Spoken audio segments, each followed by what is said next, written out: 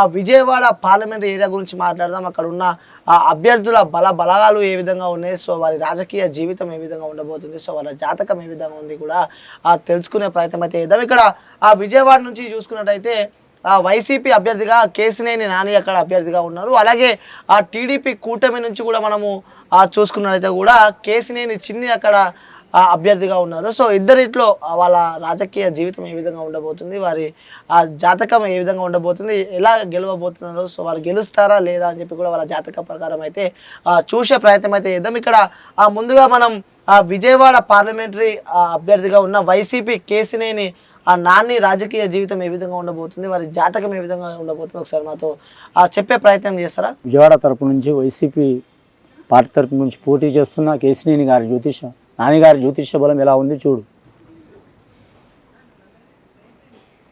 కేసినేని నాన్నగారి జాతకంలో చూడాలంటే మాత్రం సీతాదేవత వచ్చిందండి, ఆంజనేయ స్వామి వచ్చిండు వారి పేరు మీద, అంగుళికం ఇస్తున్న ఆంజనేయ స్వామి వచ్చిండు అని కేసినేని నాన్నగారి జ్యోతిష బలంలో మాత్రం విజయం వరించే అవకాశం ఉంది. కానీ చాలా వరకు మాత్రం పోటీ ఎదురయ్యే అవకాశం ఉందండి. చివరి వరకు మాత్రం వారికి మాత్రం అడుగడుగున ఆటంకాలు వస్తాయి, కానీ గెలిచే అవకాశం అయితే ఉందండి వారి జాతక బలంలో. ఓకే, సో ఇప్పుడు గెలిచే అడ్డంకులు వస్తే గానీ గెలుస్తాడు అని చెప్పి, గెలిచే యోచనలు ఉన్నాయని చెప్పి చెప్తున్నారు. రైట్, మనం కేసినేని నానిది చూసినాము. సో ఇప్పుడు టీడీపీ అంటే కూటమి అభ్యర్థిగా ఉన్న కేసినేని చిన్ని రాజకీయ జీవితం ఏ విధంగా ఉండబోతుంది, సో వాళ్ళ జాతక ప్రకారం చూసే ప్రయత్నం అయితే చేద్దాం. ఒకసారి ఆ కేసినేని చిన్ని రాజకీయ జీవితం ఏ విధంగా ఉంటుంది, అలాగే ఒక జాతక పరంగా చూసే ప్రయత్నం చేద్దాం. ఒకసారి మన జానకిరామ్ని అడుగుతారు ఒకసారి. జాడ తరపు నుంచి కేసినేని చిన్ని గారి జ్యోతిష బలం ఎలా ఉంది, పార్లమెంటు అభ్యర్థి తరపు నుంచి పోటీ చేస్తున్నా కేసినేని చిన్ని గారి జ్యోతిష బలం, కూటమి తరపు పోటీ చేస్తున్న జాతకం జ్యోతిష బలం చూడు జానకిరామ్.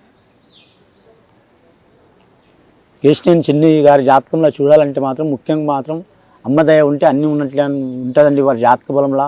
కానీ మాత్రం రాజకీయ రంగంలో కలిసి వచ్చే అవకాశం ఉంటుంది. కానీ వారి జాతక బలంలో కుటుంబ యోగంలో కావచ్చు, రాజకీయ యోగంలో కావచ్చు, నియోజక యోగంలో కావచ్చు కలిసి వస్తుంది. కానీ చివరి టైంలో మాత్రం వారి జాతకంలో మాత్రం 90% కలిసి వస్తుందండి. ఒక 10% మాత్రం ఓడిపోయే అవకాశం ఉందండి వారి జాతకంలో. ఓకే, సో అంటే కేసినేని నానికి అలాగే కేసినేని చిన్ని మధ్యలో గట్టి పోటీ ఉంటుంది. ఒక 10% ఓడిపోయే అవకాశం ఉంది.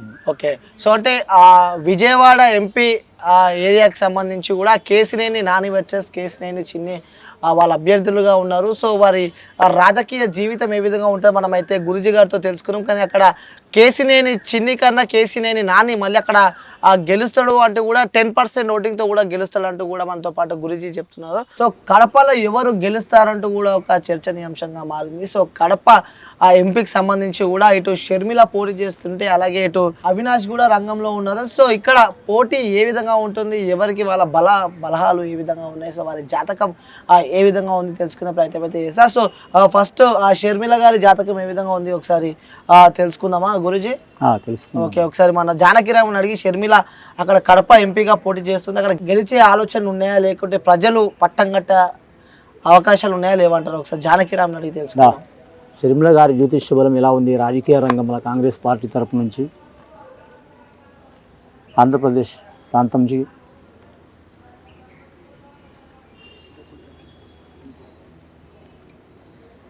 షర్మిల గారి జాతకంలో చూడాలంటే మాత్రం చాలా వరకు ఇబ్బందికరమైన యోగాలు కనిపిస్తున్నాయండి ఆమె జాతకంలో.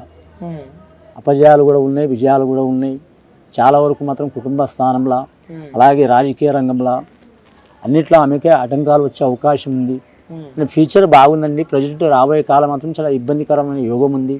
అది సరిసమానమైన యోగంలో నడుస్తుంది. కానీ చివరి టైంలో మాత్రం త్రుటిలో మాత్రం విజయం చేజారే అవకాశం ఉందండి ఆమె జాతకంలో.